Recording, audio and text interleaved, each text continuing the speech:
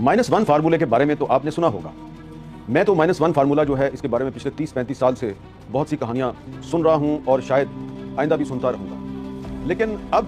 जो -1 की बात चल रही है तो ये चल रही है इमरान खान के बारे में। और जो किसी सियासतदान को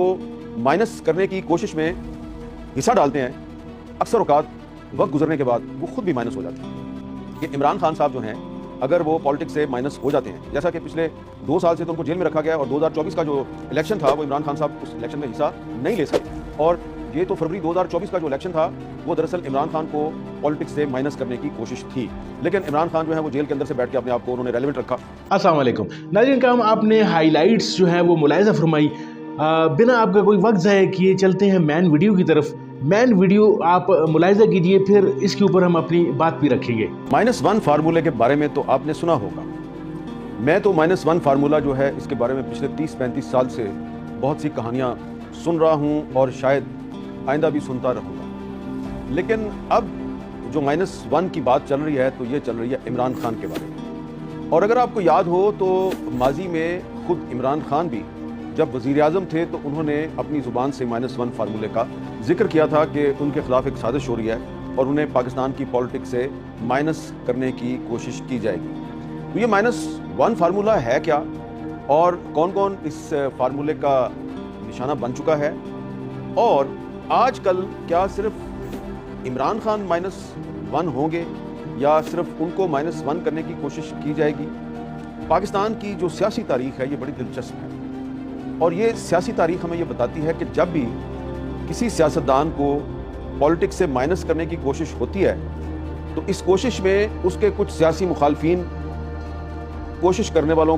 की मदद करते हैं, और जो किसी सियासतदान को माइनस करने की कोशिश में हिस्सा डालते हैं, अक्सर औकात वक्त गुजरने के बाद वो खुद भी माइनस हो जाते हैं। ये हमारी सियासी तारीख़ है। मैं कोई भी बात जो है वो आपको अपनी तरफ से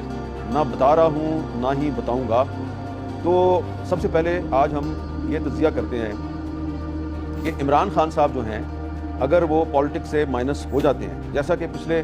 2 साल से तो उनको जेल में रखा गया और 2024 का जो इलेक्शन था वो इमरान खान साहब उस इलेक्शन में हिस्सा नहीं ले सके। और ये तो फरवरी 2024 का जो इलेक्शन था वो दरअसल इमरान खान को पॉलिटिक्स से माइनस करने की कोशिश थी। लेकिन इमरान खान जो है वो जेल के अंदर से बैठ के अपने आप को उन्होंने रेलेवेंट रखा और उनके साथ मुज़ाकरात की कोशिश होती रही। अब हुकूमत कहती है जी कि हमने मुज़ाकरात नहीं करने। तो हम आज आपको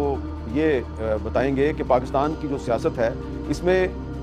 -1 फार्मूला जो है ये शुरू कब हुआ, कौन कौन इसका निशाना बना, और आजकल जो लोग इमरान खान को सियासत से माइनस करने की कोशिश कर रहे हैं,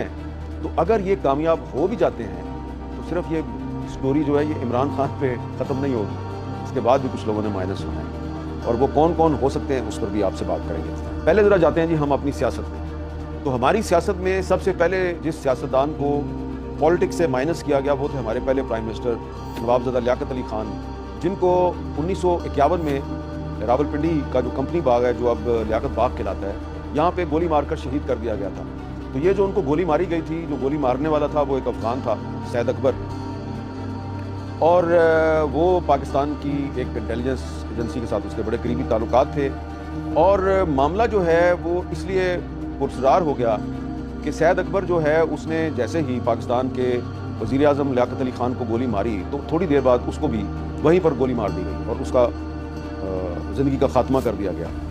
अगर उसको गोली ना मारी जाती तो पता चल जाता कि उसको वहाँ पर लियाकत अली खान साहब को गोली मारने के लिए किसने भेजा है। और उसके बाद क्या हुआ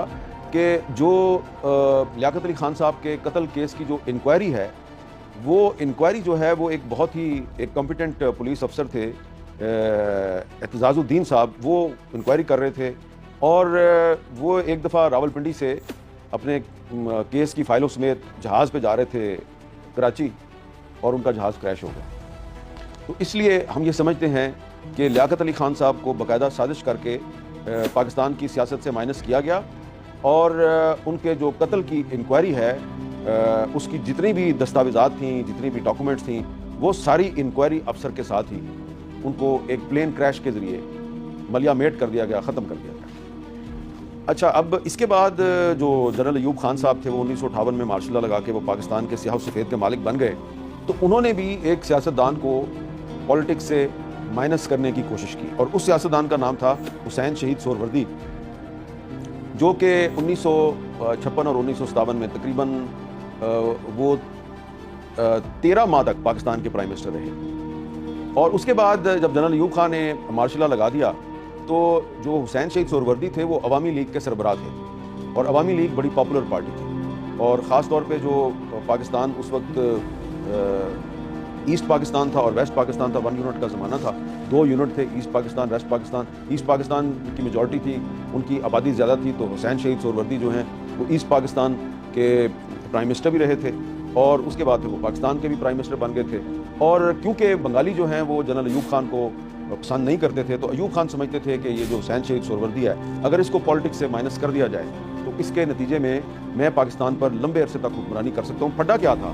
کہ جو حسین شہید سہروردی صاحب تھے وہ 1956 کا جو آئین ہے اس کی بحالی چاہتے تھے، اور ایوب خان کہتے تھے کہ پاکستان جو ہے اس کو پارلیمانی نظام حکومت سے نہیں چلانا، صدارتی نظام حکومت سے چلانا ہے۔ یہ پھٹا تھا۔ حسین شہید سہروردی جو ہیں وہ صدارتی نظام حکومت کے حق میں نہیں تھے، وہ کہہ رہے تھے جو 1956 کا آئین ہے، پاکستان کا پہلا آئین ہے، اس کو آپ ریسٹور کریں۔ تو اس لیے پھر ان کو گرفتار کر لیا گیا، ان کو غدار قرار دے دیا گیا، اور غدار قرار دے کے ان کو پالیٹکس سے مائنس کرنے کی کوشش کی گئی۔ اور جب ان کی طبیعت بہت خراب ہو گئی جیل کے اندر، تو پھر جنرل ایوب خان نے ان کو علاج کے لیے پاکستان سے باہر بھیجا، اور جب وہ پاکستان سے باہر گئے تو لبنان کے شہر بیروت میں بہت ہی پرسرار حالات میں ان کی بھی موت واقع ہو گئی۔ اور حسین شہید سہروردی صاحب جو ہیں وہ پالیٹکس سے مائنس تو ہو گئے بڑے پرسرار انداز میں، لیکن ہوا کیا کہ جو عوامی لیگ ہے اس کی قیادت حسین شہید سہروردی صاحب کی وفات کے بعد شیخ مجیب الرحمان کے کنٹرول میں آ گئی۔ اور پھر شیخ مجیب الرحمان جو ہیں وہ تھوڑے سے اس وقت نوجوان بھی تھے اور غسیلے بھی تھے، اور ان کو حسین شہید سہروردی کے ساتھ جو سلوک ہوا تھا اس پر ان کو دکھ اور تکلیف بھی تھا، تو انہوں نے پھر 6 نکات کے بنیاد پر ایک پالیٹکس شروع کی، اور انہی 6 نکات کی بنیاد پہ انہوں نے 1970 کا الیکشن لڑا، اس میں ان کو میجورٹی مل گئی۔ اب اس وقت تھے پاکستان کے military dictator general Yahya Khan, وہ آل ان آل تھے۔ اب جنرل یحییٰ خان نے شیخ مجیب کو پالیٹکس سے مائنس کرنے کی کوشش کی،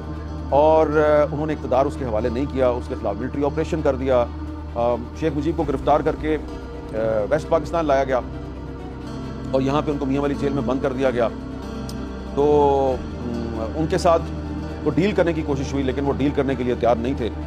اور کسی کو اچھا لگے یا برا لگے، شیخ مجیب کو سیاست سے مائنس کرنے کے لیے جو جنرل یحییٰ خان تھا